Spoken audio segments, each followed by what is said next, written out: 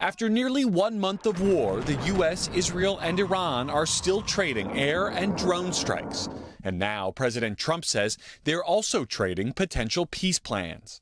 Late Thursday, the president pushing back a deadline he gave Iran to open the Strait of Hormuz, a critical global shipping channel, or face attacks against its power plants, which could violate international law.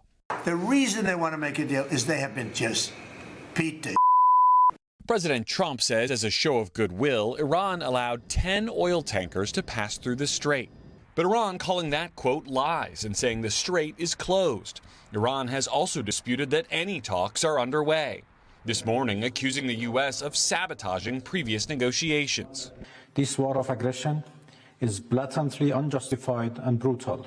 President Trump suggesting the American military campaign isn't over yet.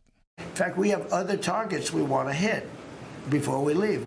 While most Republican lawmakers have backed the president's efforts in Iran, some are now expressing concerns about how long the conflict could drag on, as well as the possibility of American boots on the ground in Iran.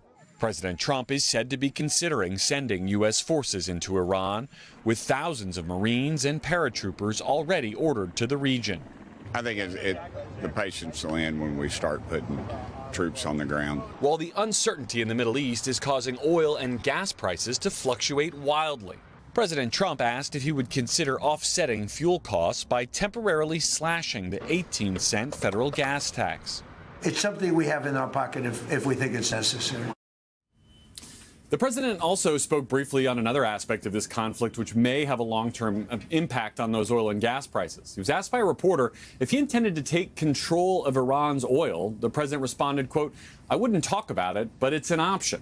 And comparing the possibility to the system he believes is now working very well between the United States and Venezuela. Craig, that's a prospect that will be watched very closely by those global energy markets. Indeed. Indeed. Garrett, Haake, thank you so much from the White House.